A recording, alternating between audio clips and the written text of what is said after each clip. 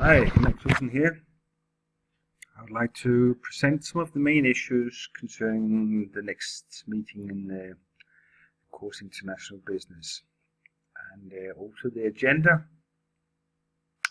So to start off with, we'll have question and answers and question and answers relating to the work you were doing last time, especially on the business model canvas. I know you took the business model cube with you home, but we'll be taking that on Monday. And then questions on the readings. And I'm missing there, sorry. Readings and the screencast. So chapters 2, 3 and 7 in Hills International Business, and to the screencast if there's some questions or comments. Much of the chapters is very informational in the sense that it's not so heavy on theory and different ways of applying the information. So we'll be having a look at the Pestel analysis, which is a way of looking at the international business from a macro level, typically a macro level for an organization. And this is what I also want you to work with on Friday. And then I want you also to be bridging the difference between the business model canvas, which is more at the micro level or the organizational level, and the Pestel analysis, which is a more overall approach. Just getting the feeling of it and understanding the importance of identifying which level of analysis are we actually working on at the current in its given situation. And then for Monday, we'll be looking at the business model cube, the literature there, and trying to apply it. And in that way, identifying the difference between the canvas and the cube. And then we'll be adding on with the business model cube as is, i.e. today, if it's in the canvas terminology, or tomorrow to be in the cube, tomorrow with the canvas. So what is the current situation and what is a potential new situation? And that's what's essentially the part of understanding a development business plan or a development model, moving from where we are now and developing it to where we would like to be. Actually quite simple. But most things are when you get a better understanding of them. So let's move on and address some of the questions that were in today's text. And initially they have three systems, political, economic and legal. If we look at the political systems, I know there were several other, but he will roughly divide them into three. The socialist systems, the democratic systems, which not surprisingly appeals to, and the totalitarian systems. So those are the three systems, main systems, that he's operating with. If we look at the economic systems as the next issue, and say, well, then there's also three. It's the market where the business powers are set free and allowed a completely free market, or as a command economy where it's all dependent on some central authority, state or otherwise, determining the economic flows and production flows. And finally then we have the mixed economy, where it's some of the central issues are at government states, if they're valued or said to be strategically important, and other issues are left to the market economy. So those are the economic systems, and what I'll be wanting you to do is to relate and reflect on what is actually happening within these countries, depending on which of the three systems it is politically, which of the three systems it is economically, and which of the three systems it is legally. So in a minute I want you to pause and then have a reflection, write down some notes, and find out what are the implications for international business depending on the three political, economic and legal systems. Within the legal systems we have the common law, mainly known from the UK, whereas the judges that interpret the law according to a specific situation, or a more European civil law approach where the judges apply a law within a given context. So common law gives more leverage to the judges, whereas civil law is applying and understanding the implications of the different laws. And then finally we have the theocratic law, which is more based on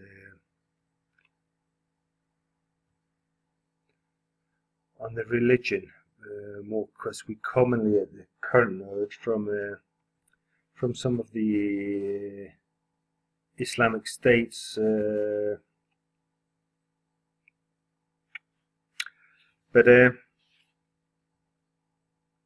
reflect on what the three systems in general does to an organization's business model. So take each of the three and then put an organization, have a specific business model, and see what it does with each of these political, economic and legal systems. Given time, probably put you in groups so you can compare your notes. So pause the screencast and make this reflection. Then we have some economic development issues. So the GNI, the gross national income, tells you something about the total income within of the inhabitants within a specific country. So GNI can be either aggregated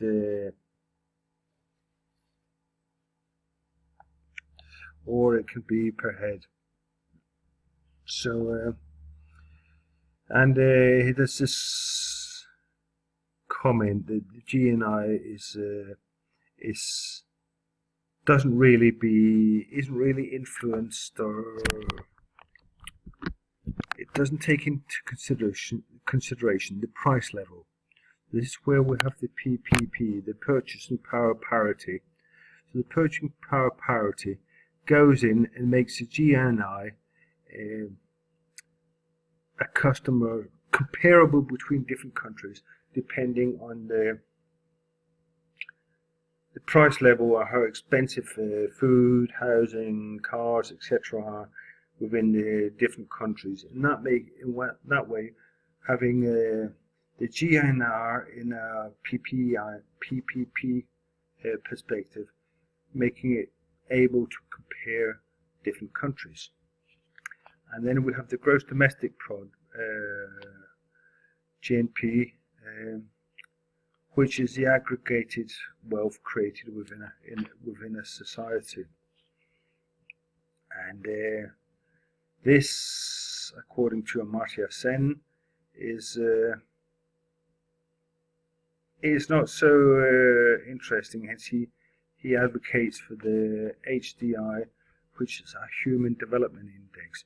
So the GDP and the Human Development Index are two different ways of expressing the wealth in a nation, where the Human Development Index looks at life expectancy, how long are people supposed to live, expected to live, the literacy, how illiterate is the population, and the average income, not in general, but compared to some basic needs.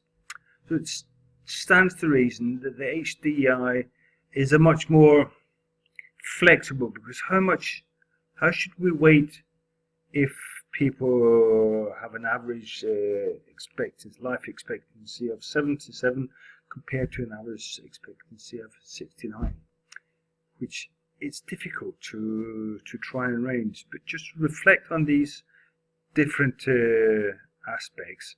And then finally I want you to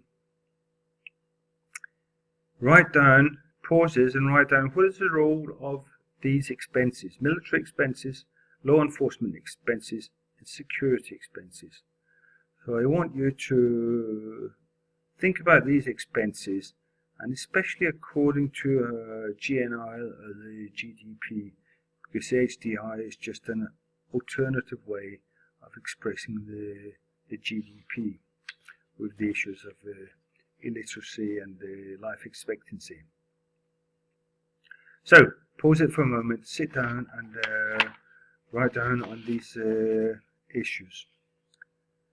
Here's some alternative views that you can link to that will probably hopefully help you to look at the above question on the previous slide. The Gini coefficient, speaking about inequality within societies, and Thomas Piketty, very, very well known French professor who has